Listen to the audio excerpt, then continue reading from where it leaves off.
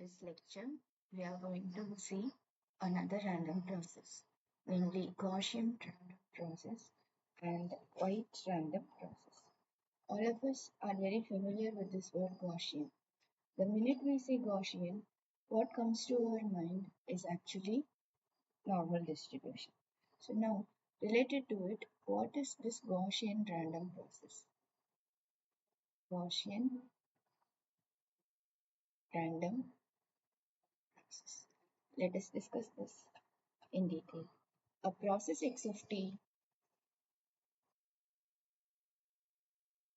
is said to be,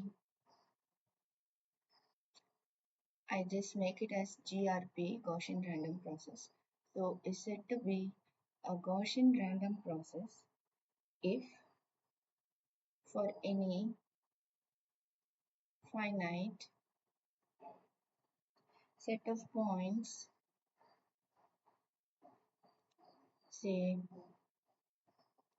t1, t2, etc., tn, the random vector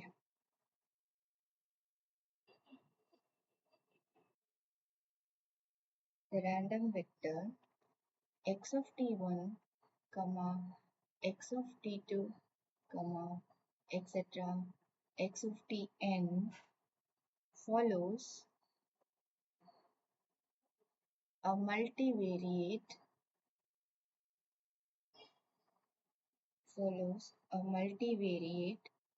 Gaussian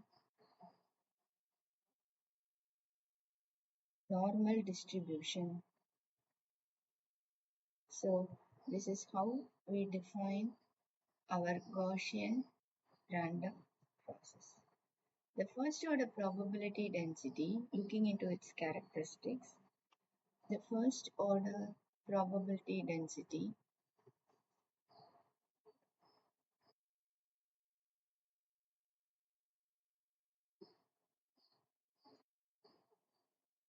function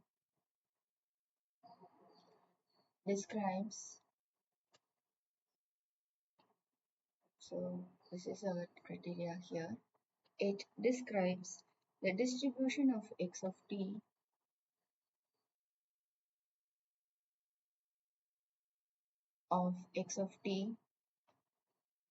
at a fixed time t at a fixed time t, which is one-dimensional Gaussian distribution.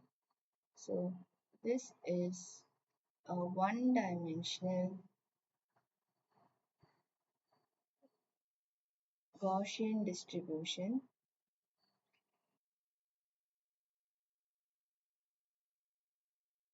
Okay, so this is a one-dimensional Gaussian distribution if the process is Gaussian. Right. Now let us look into this first order density as well as some other properties of Gaussian random processes. So properties of Gaussian random process. So what are the properties? It is completely characterized by its mean function. It is completely characterized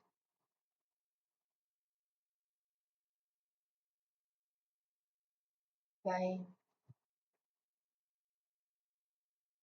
its mean function. Let me call it as m of t, and its autocorrelation function rxx of t1, t2. The mean function m of t is nothing but the expectation of x of t, and my rxx, that is the autocorrelation function of t1, t2 considered in the time interval t1, t2 is nothing but expectation of, I will have x minus x bar into again another x minus x bar with respect to my time constraint t1 and t2. So this is x of t1 minus m of t1 into x of t2 minus my m of t2. Okay, so this is the main properties which are going to characterize this function. Now, let us look a bit more into the first order density function. What is this first order density function of a Gaussian random process? So, the first order density function of a Gaussian random process.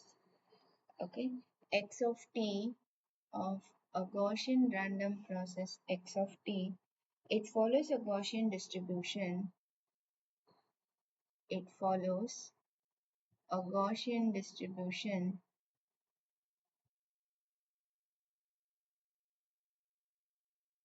with I have mean equal to m of t and my variance sigma squared of t, which is nothing but my autocorrelation function at t comma t, that is rxx of 0. Okay, so the time interval is 0. This is the first order density function of the Gaussian random process. What was its probability density function? The next feature. What is its probability density function? The probability density function, in order to obtain this, we treat the random process x of t as a random variable. So my Gaussian random process x of t at a time t is treated as a random variable as a random variable with Gaussian distribution as a random variable with Gaussian distribution. So when this happens, we are going to treat it as a random variable with a Gaussian distribution. So now again our observations, our m of t is nothing but the mean e of x of t, and my variance sigma square of t is again nothing but rxx of 0. So this gives me the PDF to be f of x equal to 1 divided by square root of, I will have 2 pi sigma square e power minus x minus mu the whole square divided by 2 sigma square, where mu is the mean and sigma squared is the variance. Now let us apply the Gaussian density.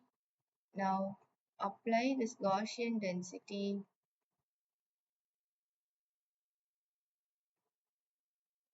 to x of t. So when I apply this Gaussian density to x of t, I will have my fx of t of x equal to 1 divided by square root of 2 pi. What is my variance? Rxx of 0, or in other words Rxx of t comma t, both are same, into e power, I will have minus of x minus mu is m of t whole square divided by 2 times Rxx of t comma. So this would be the PDF or the probability density function of the Gaussian random variable.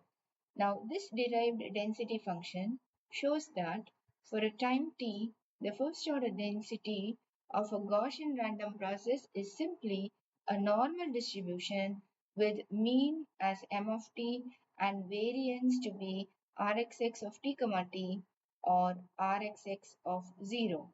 Thus, m of t represents the average behavior of the process at a time t and rxx of t comma t represents the variability around the mean at time t. Right. Next property, we will check whether the process is stationary or non-stationary. In particular, stationary Gaussian process.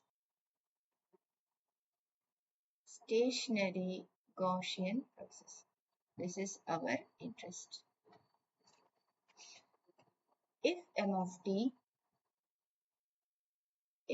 of t is a constant, that is mean is a constant, and the autocorrelation function, let me call it as rxx of tau, is a function of is a function of time difference. Let me say tau is mod t1 minus t2. Then the variance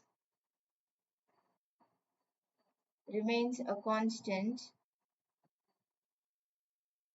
Then the variance remains a constant and the first order density is time invariant, and the first order density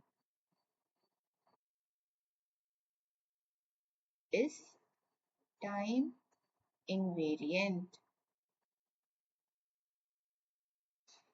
Okay, now let us discuss non-stationary Gaussian process. Non-stationary Gaussian process. So when is it stationary? When mean is a constant and Rx of tau is just a function of time difference. Now non-stationary Gaussian process. If mean and variance depend on t, if both mean and variance depend on the time factor t, the first order density varies with time. The first order, see, the first order density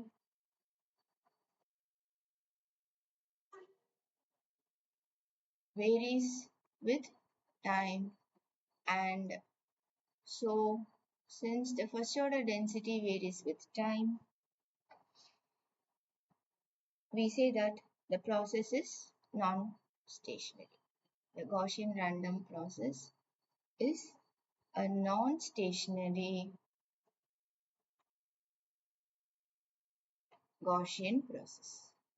We say that it is a non-stationary Gaussian process. Okay, next. We are going to just have a small intro into what is a white noise process, or a white random process, or a white noise process.